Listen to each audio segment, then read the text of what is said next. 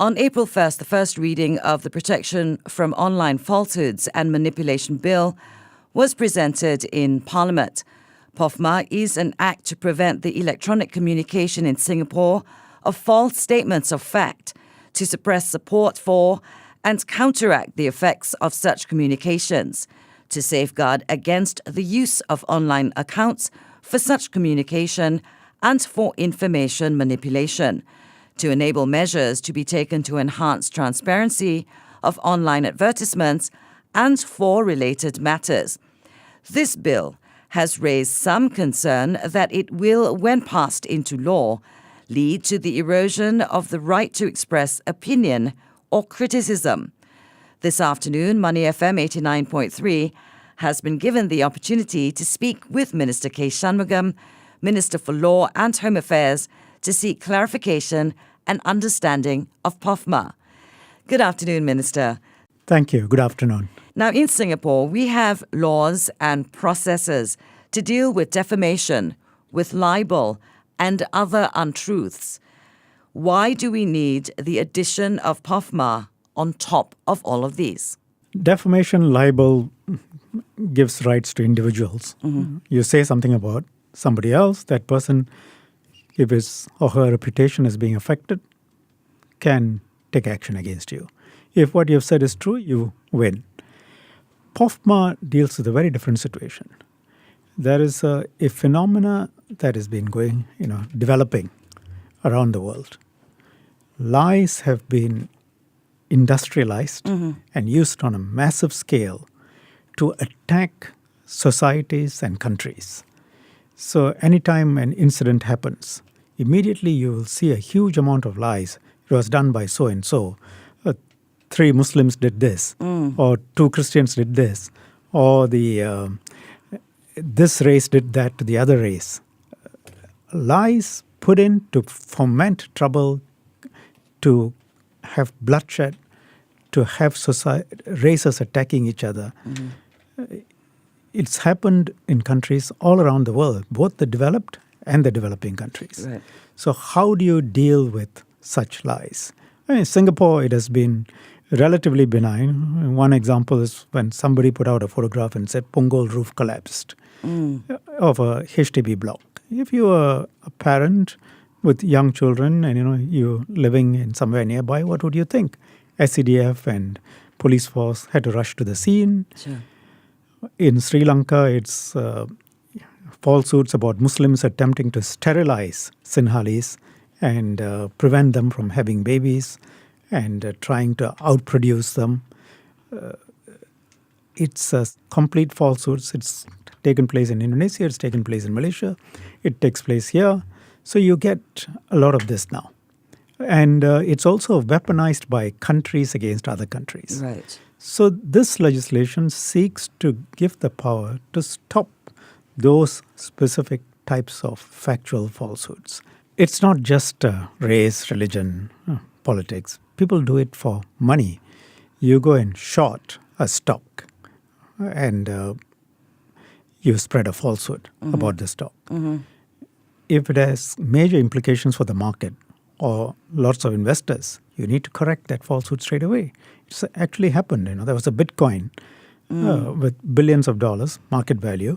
Somebody spread the story that the founder had died, and it lost, I think, $4 billion in 5 hours. Huge amount of money lost. Right. So this has now become quite commonplace. Right. And you have to deal with this. Okay. Ministers will have a big say on what's fake and what's not. What do you say to those who say this puts too much power in the hands of the ministers? Also, what do you say to the critics who say it will lead to the stifling of political debate and criticism? I don't see how it will lead to stifling of political debate because opinion, criticisms, arguments, they are all not affected by this bill. Okay. This bill deals with only factual falsehoods. So unless that is a currency in which you want to trade for political arguments, there should be no concern. You can criticize any government policy, ranging from housing to transport to CPF.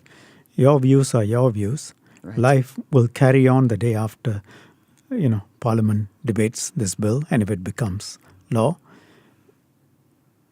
Second, your point about it placing powers in the hands of the ministers, it's an interim power. I gave you an example just now. Often you need to intervene in a matter of minutes, hours. It only took 24 hours for a riot to develop based on falsehoods in Myanmar, Right. in Indonesia. We are not Myanmar and we are not Indonesia. We are a much smaller place. But falsehoods have tremendous reach within a matter of hours. Yes. And if you don't stop it, research after research shows that it sinks in and it deepens and hardens people's feelings towards each other. And that is a technique that perpetrators of falsehoods, use. Right. So the relevant minister, if it's about the stock market, it'll be probably the Minister for Finance. If it's about the police force, it'll be my ministry, it'll be about somebody else. We are talking about direct falsehoods. Chinese policeman raped a Malay girl. You can imagine what kind of story that will be. If it's completely false, then we need to correct it and not wait for 3 months Right. or 2 months. We got to deal with it immediately. But the minister gives a direction. Under the bill, you will see that, the remedies are you carry a clarification. So people are interested in free speech, right? So you put out your statement. Government's clarification would be required to be carried. So it will say something like, if you want to know the true fact, go to such and such a place. What's the problem with that? And the minister's direction will be subject to appeal to the court. Right. And we have said we'll make it easy, quick, and inexpensive for it to be reviewed by individuals. But frankly, as a matter of practicality, it's unlikely that there will be many applications against individuals because, if it's gone to 20,000 people, it's not practical to go and serve notices on 20,000 people. Sure.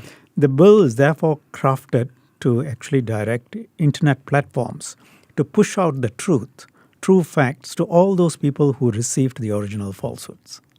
I see. They are in the best position.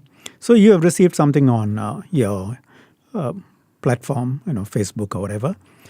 The platform can push the true facts to you, and then it's up to you whether you want to read it, whether you want to delete it, whether you want to believe it.